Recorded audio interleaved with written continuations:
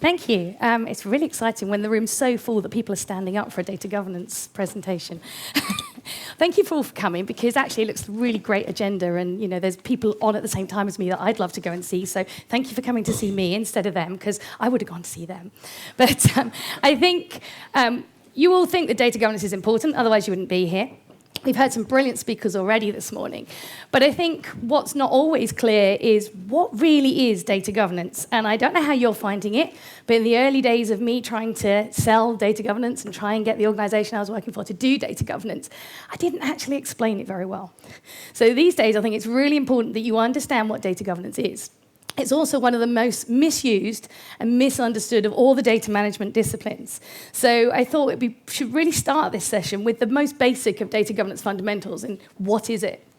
So I'm really interested to hear your thoughts, and that's true for the whole of this session. So you can't just sit there and listen to me. This isn't a data dump. This is a participative session. So what do you think data governance is? Anyone? Catalog. A catalogue? Policies. Does everybody agree? The rest of you have got no idea. You just thought data governance sounded interesting and sexy, like Darius said. You just thought you'd turn up on a whim and see what it was about today? You start thinking that you should have gone first. Yes, that's true. So you really, really have no idea what data governance is. You just thought, we'll go and hear this mad English woman talk to us about data. Oh, well. So I've been doing data governance for 14 years now, and I think it's fair to say I didn't even know what it was called when I started. I was a good 18 months in before I actually realised it was called data governance. And it took me a long time to realise that people didn't know what it was. They still don't know what it was, even though it's becoming very... I hesitate to say the word trendy, because I've never been trendy in my life, and I should think I'm probably getting to an age where it's a bit late to start to be trendy. But, there's clever people out there. They can tell you what data governance is. When I first discovered that what I was doing was called data governance, I went straight back to work and I Googled it. Now, this was probably 12 years ago. How many results do you think I got back on Google? Well, there was a whole one result came back, and it was to do with managing the data to do with a scientific study on penguins. Now, that was really useful because I worked for a bank at that time. So these days, have any of you tried Googling data governance? How many results do you get back now? A lot. Pages. Thousands and thousands. Are they all useful? No. Some are much better than others, I'd hasten to add. But I think that probably these days, whilst I don't think I need to write a definition for data governance, I've probably got the kind of experience behind me now that I can work out what's good and what's not. So when I first started training people on what data governance was and how to do it, I thought, it's a huge amount of effort to write a course. If you've never done it, don't be naive like I was and think, just run up a course in 5 minutes. But I thought I didn't need to write a definition. So I had a quick Google, because by then there was plenty. And I thought, I need to find something that works. So the first one I came across that I liked was this one. I'll give you a minute or two to read it, because I'm not a fan in reading slides to people. So, what do you think? Any views on that one? Is it correct? And would you be happy going back to your work tomorrow and telling people that this is what we're going to do? Right answer. You know what? Yes, it's correct. It's technically correct, but I'm hoping you're already getting the impression I'm quite passionate about data governance. I think that's boring. I get bored halfway through reading the paragraph, so I discarded that one. I thought I'd have a little look a bit further on. Now, have any of you heard of DAMA? Or DAMA, I don't know. It's the data management organisation, and it has chapters all around the world. I assume it has one in Sweden. I should have looked that one up. I apologise. I'm actually on the committee of the UK chapter. And I think this next one is their definition of data governance. So it's not that I'm swaying you into how good this is or otherwise, but this is obviously much shorter, quicker to read. So data governance is the cross-functional discipline of managing, improving, monitoring, maintaining, and protecting data. So what do we think about that one? Much better? Well, there's a few more people smiling and nodding, but there's still the more positive people are sitting here. I wonder why. So why are you not all smiling and saying, yes, we'll go back to work tomorrow and tell them that one? Nothing on life cycle? Yeah, nothing on life cycle? Well, you're not going to like the next one then. I missed the why. The why? Yeah, that's true. I still think if you were a business user and you're trying to do your day job, whatever that might be, what's that going to mean when I pitch up at your desk and say, we're going to do this thing called data governance? Are you going to go, oh, great, I know exactly what you mean, and I know why, and I'm going to say, yes, where do I sign up? Do you think this is going to sell it for us? No. And I think it was at this point I decided I was wasting too many hours on Google researching data governance definitions and decided to give in and write my own. So I will disappoint several people in the room, sorry. I have actually been accused at other conferences of my definition being too vague, but I've learned the hard way, by doing it the wrong way, is actually when you're trying to sell data governance, what you need to focus on is the outcome. In the early days, I very much called myself a data governance evangelist, and I would bounce into meetings and tell everybody they had to do everything, they had to do it perfectly, and they had to do it now. And I wondered why I got thrown out, and not so politely on some occasions. So I've learned over the years to become increasingly pragmatic, and I did like what Ingo was saying earlier about think big, start small, and solve real problems. And I'm going to memorize that because that was just a fantastic way of thinking about how you go about data governance. So my definition is all about proactively managing your data to support your business achieve its strategy and vision. Because we're not doing it for the greater good and because Nicola says so, or because it's best practice. We're doing it to help your business achieve something. I mean, obviously, GDPR is going to be a lot on our minds at the moment, and data governance helps you achieve quite a lot of the GDPR regulation. But there's going to be other things. So, look at your corporate strategy. What is it that you're trying to achieve? Are you trying to decrease costs, increase profits, move into new markets, exit markets? How is your data going to support that, or even stop you achieving that? So I always think data governance is all about managing your data in the way you need to get the results you need to. Happier with that? Well, that was a bit more positive. Not as positive as I'd really like to make me feel better, but, not bad. So that's where I think data governance is. I think a lot of the confusion and what I was saying about the misunderstanding of it is that people don't really get what it is. And it gets misused, particularly by vendors. None of the vendors here today, I hasten to add, but I have been to other conferences and seen sessions entitled things like Data Governance, Bridging the Gap Between IT and Business. And I go, great, that's my kind of session. And I go in there, and then it's quite clear it's a data security access management software vendor. And I'm going, no, this isn't what I wanted to hear about. I wanted to hear about real business stories. So it's really always useful to have a look at what is data governance not. So we're talking an awful lot about data protection today because of GDPR. Data governance isn't data protection. It should be very closely aligned to it. And if you find the right people to be your data owners, they should be the people that are accountable for that data in terms of data protection. But it's not data protection. Data retention. How long should you hold your data before you delete it or have to delete it, depending on all sorts of regulations and rules that we have to comply with? Again, data owner might be a good person to tell you how long or set the rules on that, but it's not data retention. Now, records management. I'm sure we're all digital businesses, as we were talking about this morning. Nobody has any paper left anymore. I wish that was true, including me. I'm trying to go paperless, and it's a thankless task. But records management is very much the same principles of data governance, but it's managing your real paper records and files. Whereas with data, we're talking about the digital data that's on our databases and systems. And I assume you do have Big Brother over here, a horrible program. Sooner or later, whenever I'm working with a client, somebody will accuse me of being Big Brother. And all I've come to do is to look over their shoulder and look at everything they're doing with their data. And I go, no, actually, I'm not interested in doing that. I'm interested in finding the people here that are interested in your data and worrying about it, and you can go and do that. I'm not going to look at your data. In fact, I rarely look at data at my clients, which really surprises them when we start. So any questions about that? Great. So we're all happy. We all agree what data governance is. We're all on the same page to do the rest of the fundamentals. It's a good start. So what you can see here is a triangle over 14 years of trying to do data governance. And I would say trying was more in the early days. I now pretty much achieve it these days.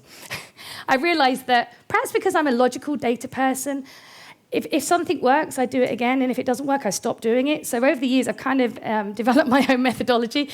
but nothing really clever about it other than just if it doesn't work, don't do it again. I think there's 3 parts to successfully implementing data governance, but in a half-hour session, we're not going to get through all of it. So we're going to focus on the what. What is it you do to start implementing data governance, which is a framework? So who here has already implemented or implementing a data governance framework? Well, that's good. Definitely get more people every time we stand up at conferences and say this. So this is obviously going to be my view. There is no one-size-fits-all framework. So sorry if you're a consultant in the room, cover your ears.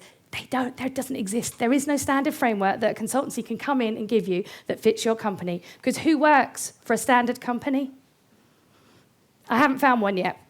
And even I tend to work with a lot of companies in the same industry, because once you get known in one industry, their competitors ask you to go in and help them. No 2 companies are the same, even in the same industry. So there is no standard framework. So all I'm going to tell you is my approach to how you would break it down and work out what is right for you. So I think a data governance framework is made up of 3 things.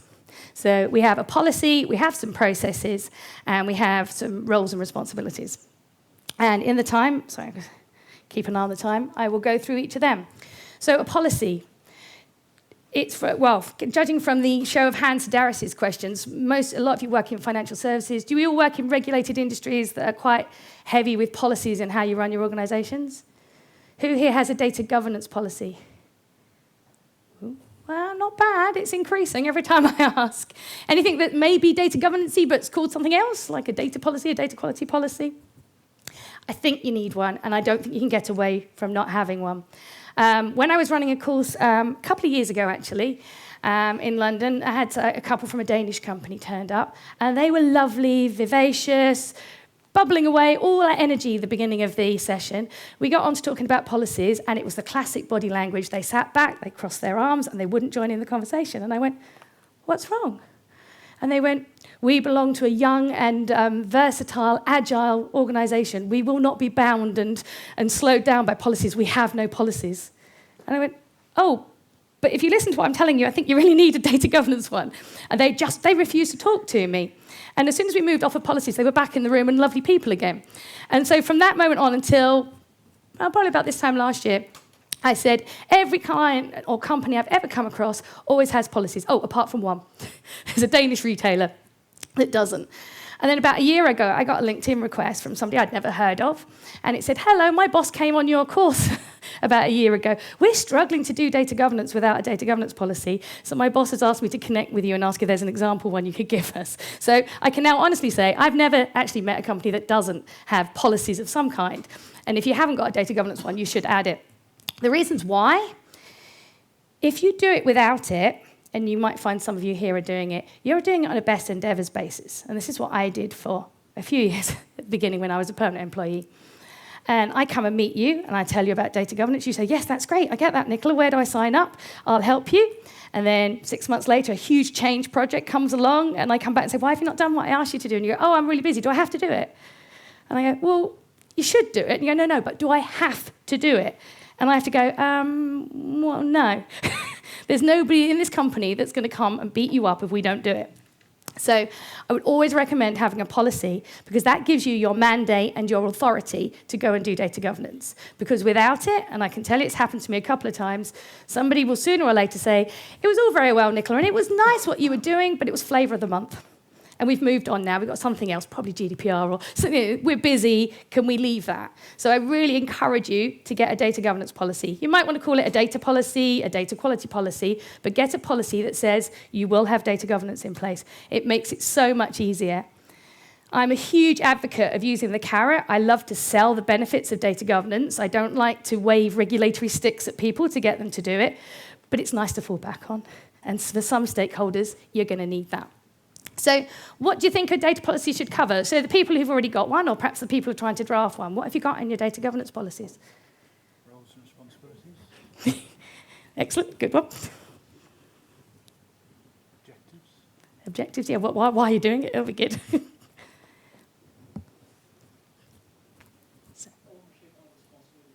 Yeah, ownership and responsibility. Yeah, sorry, I realised that because you can't hear each other, can you? So, yes, that's very true. So I think it's going to be your roles and responsibilities.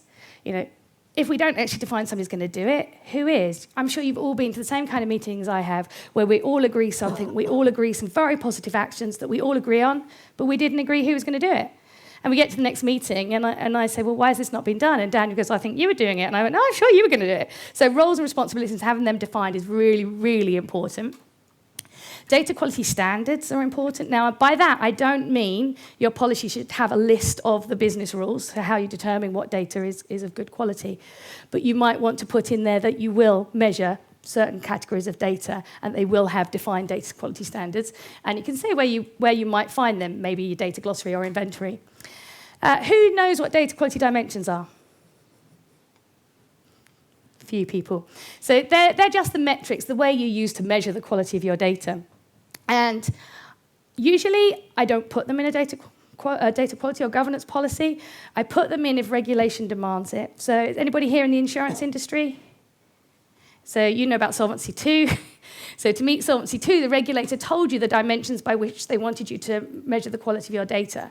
So with all regulation, you need evidence. So for anybody that I work with, and same with BCBS 239, put your dimensions in your policy because you define what you're going to measure and what that means to you, because that's great evidence for your regulator. Other than that, I probably wouldn't worry. Processes. Which processes are you going to do? I'm very pragmatic. I don't put data governance in place over everything to begin with these days, because it doesn't work when you do it that way. So let's kind of perhaps limit the scope by which processes we're going to do first, or what domains, what business areas, there's different things. And then once you've kind of decided what your scope's going to be initially, determine that. Because if you do write a policy that says we're going to manage all our data everywhere, people tend to run for the hills and panic and go, it's just not possible. So put the scope in there. You can always change it. Most companies I've worked with have an annual review of all their policies. So that's the time that you extend the scope, you add more processes. Just start small, going back to what Ingo said. Start small and start moving on that. So that's a data governance policy. Keep an eye on the time.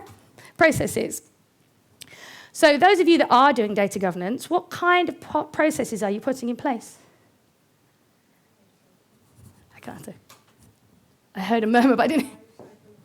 Life cycle of data. So you're controlling and monitoring it along that. Yeah, and I think this is where it gets very interesting, because we talk about data governance, and it's about managing our data proactively. But when you come down to talking about the processes, they mainly have data quality in the title, because that's the main reason we're doing data governance. Now, as you've already gathered, I think data governance is at the centre of everything, and it solves everything. Well, maybe not quite, but it does make a lot of things a lot easier. It's the framework that you can hang everything else off of. But the primary reason you do data governance is to improve and manage the quality of your data. So it's a very blurry line at where it stops being data governance and where it starts being data quality. So a lot of the processes for data governance actually have data quality in their title. So data quality reporting, because how can we even prove that data governance is being useful if we're not monitoring and reporting on the quality of our data from when we started to when we've started doing it?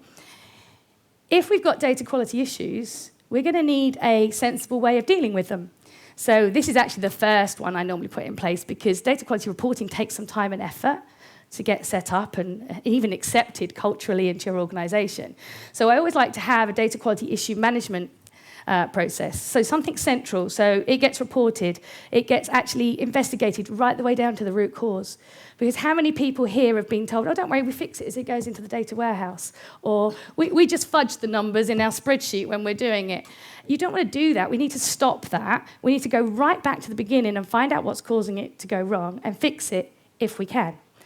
Unfortunately, because of the issues we were hearing about earlier of 60-year-old mainframes, and I've worked with some organisations that are close to that, you can't always fix things in the system. But a lot of the data quality issues that I see are not caused by systems. Some of them are. Most of them are caused by communication, lack of understanding of what the data is, because there is no glossary or inventory, or just training. And it's a cultural thing. People don't get how important data is to their organisation. So you need a proper issue management process so you can make sure the root causes are identified and addressed at that point. So we have no more tactical fixes all the time that become almost a process in themselves because we haven't stopped it going wrong.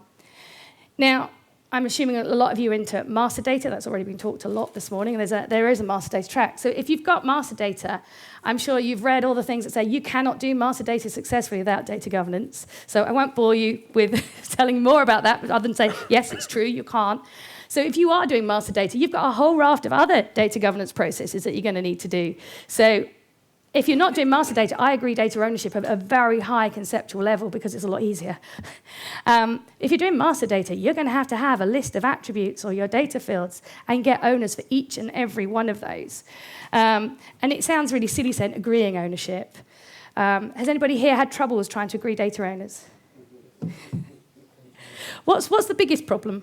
They say no, They or you don't know who they are. You're not doing it right. I would say 10 years ago, they were saying no. Now, if I sell it correctly, I get two people arguing and I have to facilitate who's going to own it because I can only have one.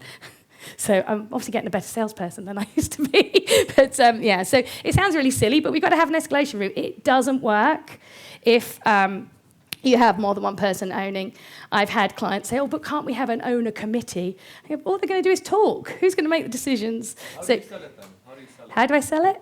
Oh, it's all about instead of it being, oh, this is just extra stuff you've got to do, it's empowering them to manage the data. So if you find the right person, you find the people who are feeling the pain of the data being wrong and get them to be the data owner because they feel it gives them the power to actually correct it and do something about it instead of sitting in their silo moaning about the quality of their data.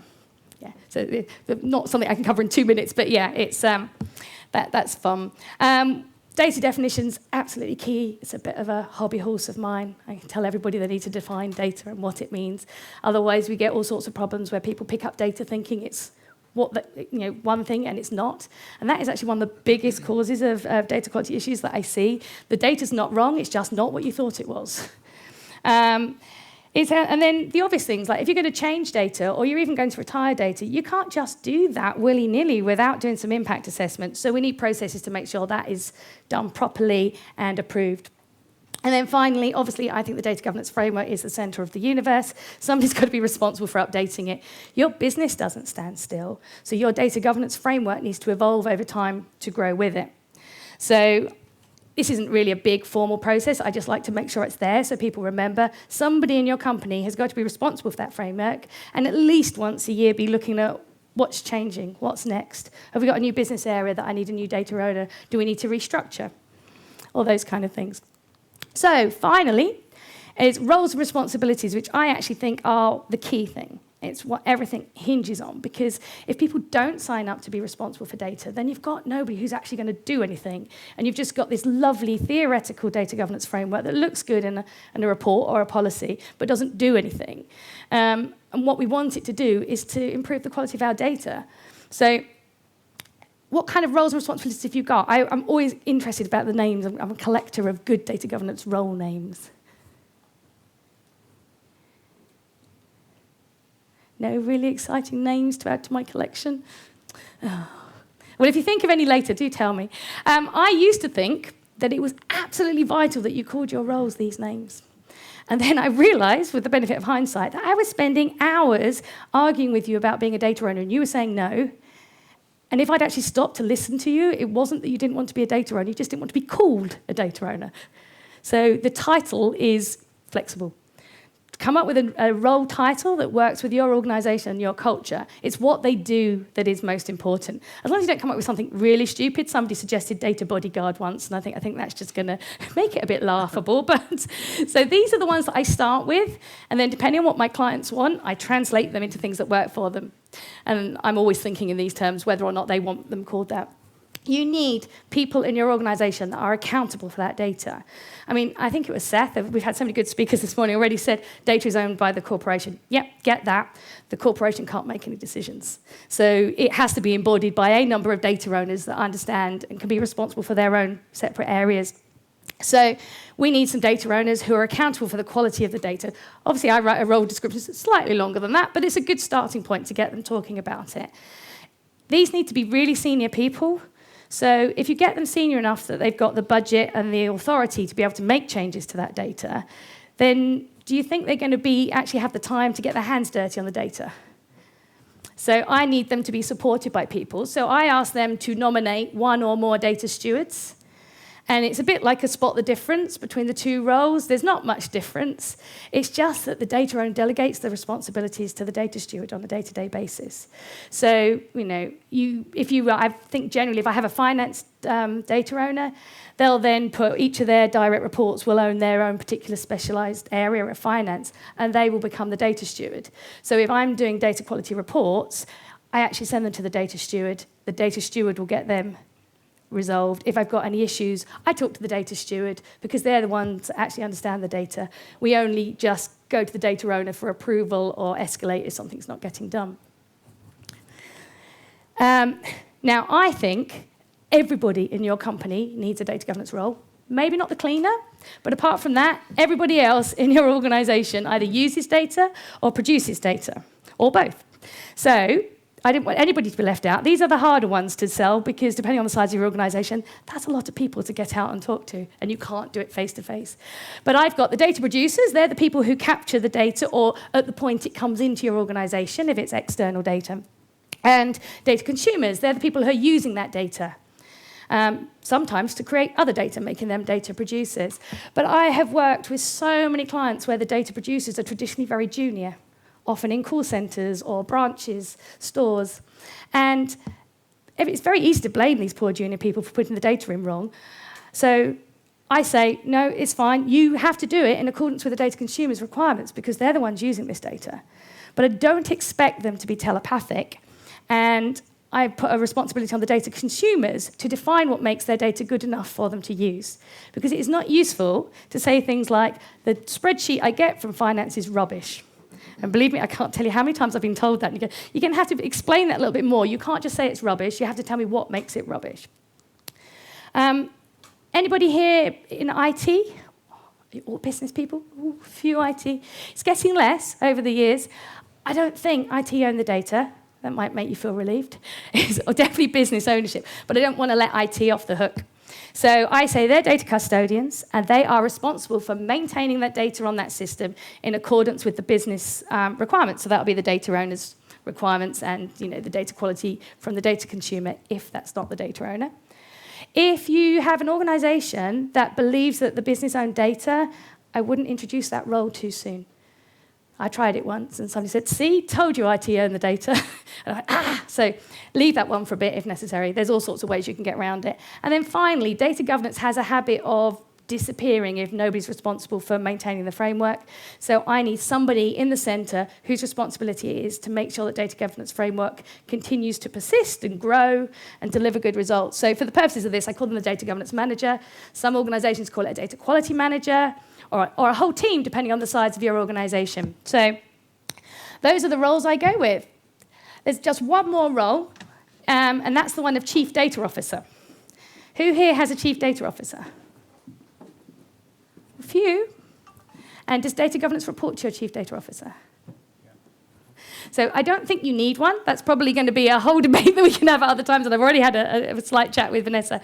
You need somebody at the exec level to sponsor your data governance thing. And if you have a CDO, absolutely should be them. If not, make sure you have got proper sponsorship. We're kind of running out of time now, though, aren't we? So no time for questions, but I'm here the rest of the day, so feel free to ask me in lunch breaks and coffee breaks and things. Yeah, give Nicola a big applause.